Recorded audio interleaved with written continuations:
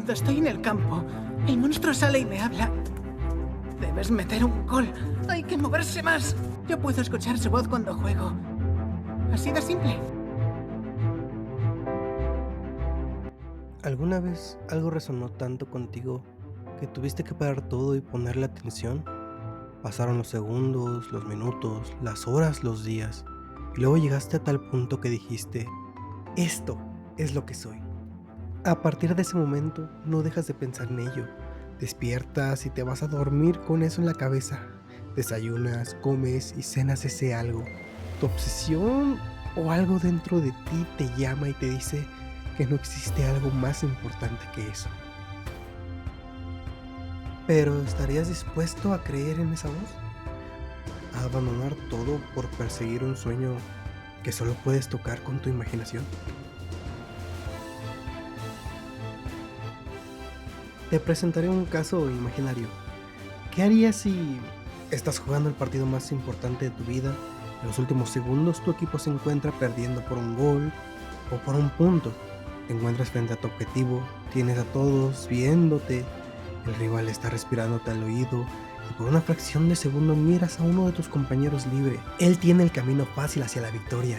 Si dejas la responsabilidad en manos de otro, en un camino seguro, tú habrás cumplido con tu parte.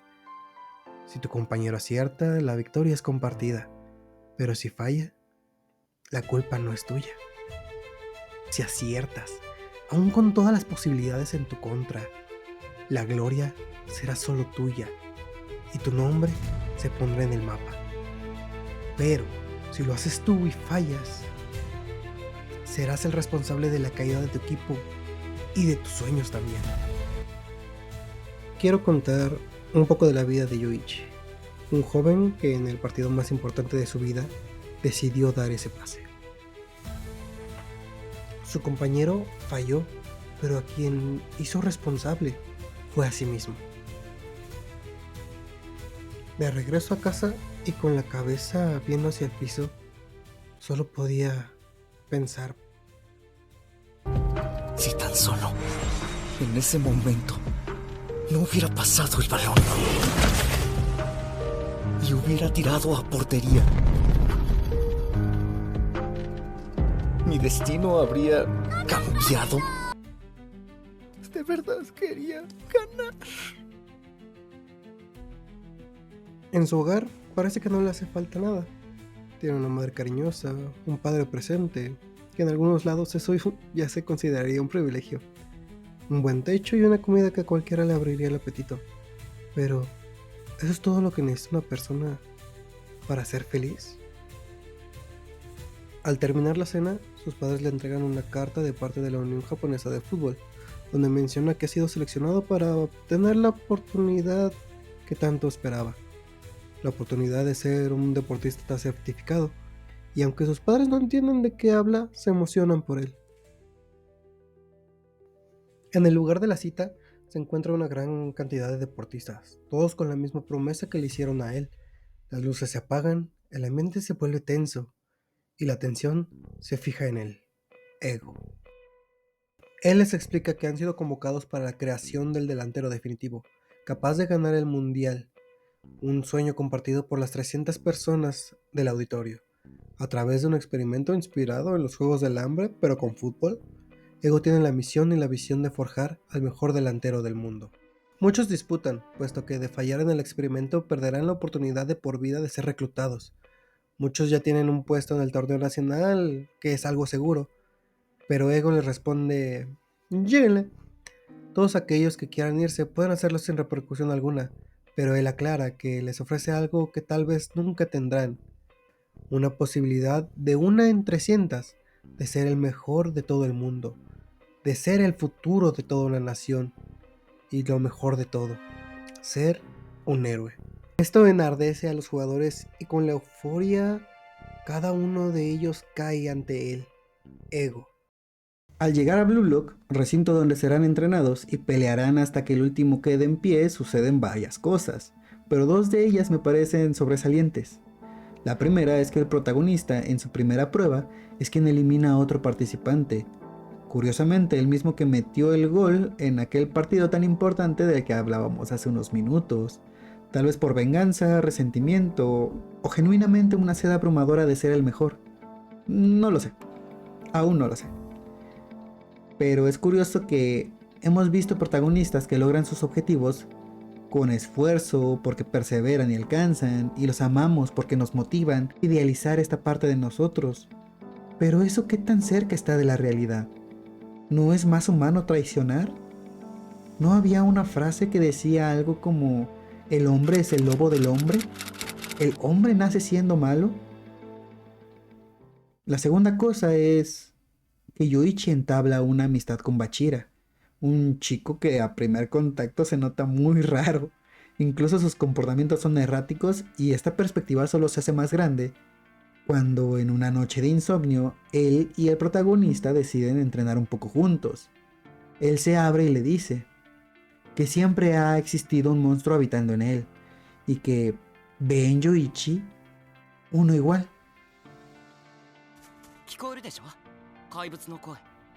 ¿Alguna vez escuchaste una voz que te dijera o te guiara? Una voz que no era la de tus padres, la de tus maestros, tal vez ni siquiera era la tuya. La voz de tu ego.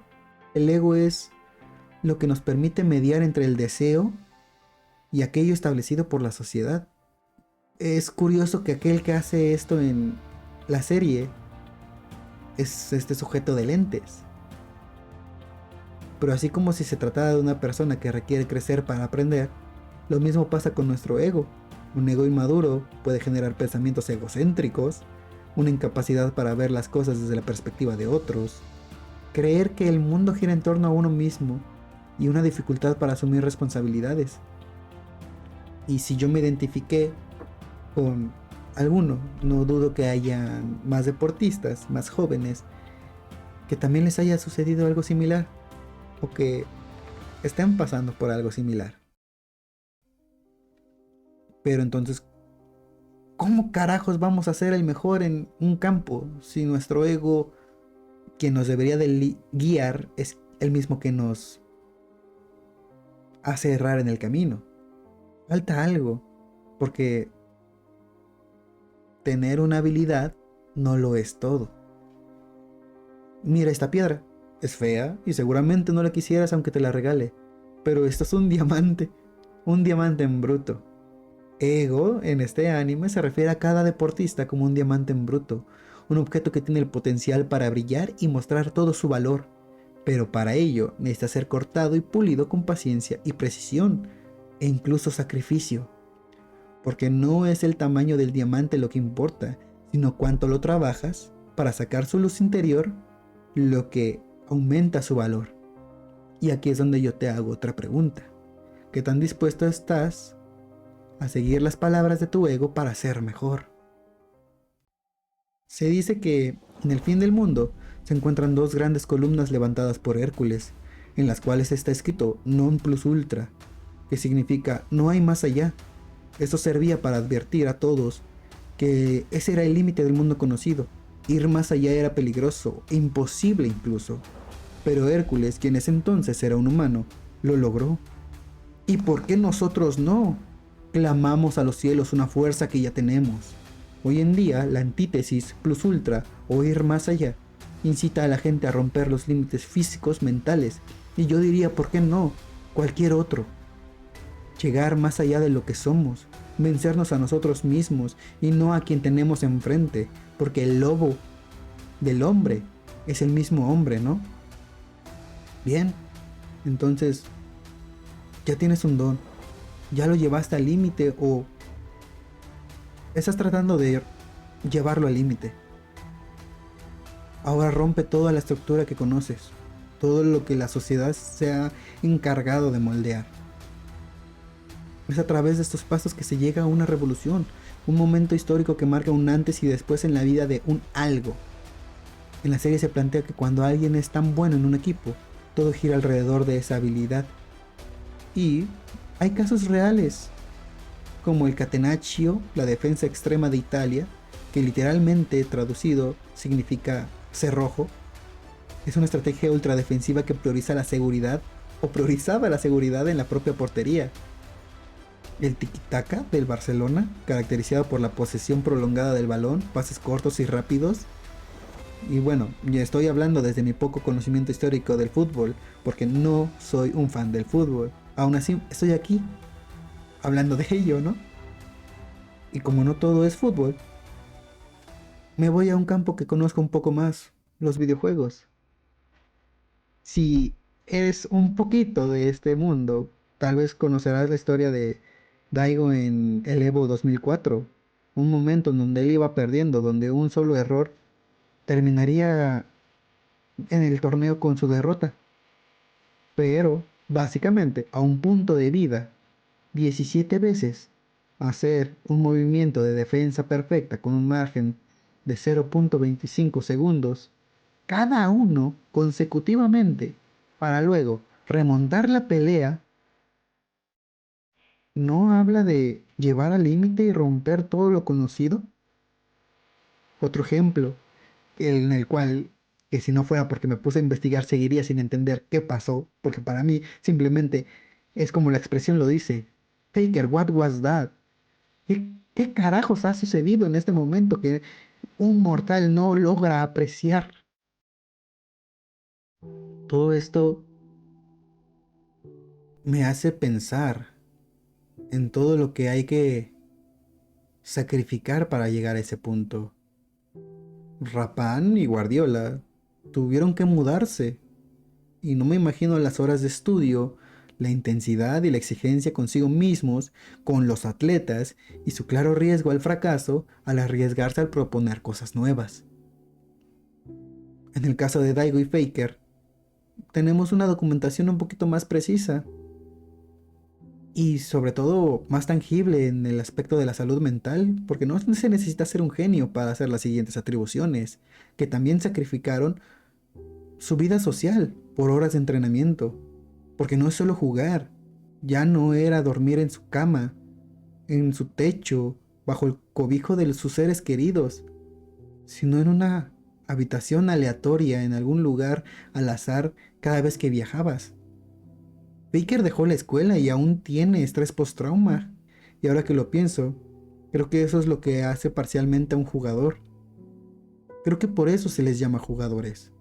No porque se dediquen a jugar en una cancha, sino porque lo que hacen dentro de la cancha es jugarse la vida.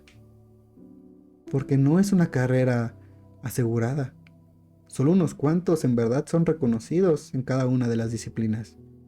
Cuando veo a los profesionales de alto calibre en sus campos, no me asombro al escuchar que están en líos dados por lesiones, rupturas o situaciones románticas complejas, expectativas abrumadoras por parte de los fans, limitaciones en las aspiraciones escolares o personales y muchas cosas más. Pero ¿qué más puede hacer uno cuando lo único que te asegura un techo, una comida, una seguridad, es ese don, que de cierta manera se vuelve también tu maldición? Al final no importa si eres egoísta o si te importa un bledo todo, pero cuando escuchas esta voz y le haces caso o no, puedes dormir en paz. ¿Podrías vivir con esa decisión por el resto de tus días? Y para ti que llegaste hasta el final de este video, ¿qué pasaría si todos los partidos que jugamos los jugáramos como si fuera el último de nuestras vidas? Como si de ello dependiera la vida como la conocemos. ¿Hacia dónde patearías el balón? ¿Dejarías que otro tomara la decisión, la acción? ¿O arriesgarías todo a tu don, a tus habilidades, a tus conocimientos? Y por si no quedó claro, esto no se trató de fútbol.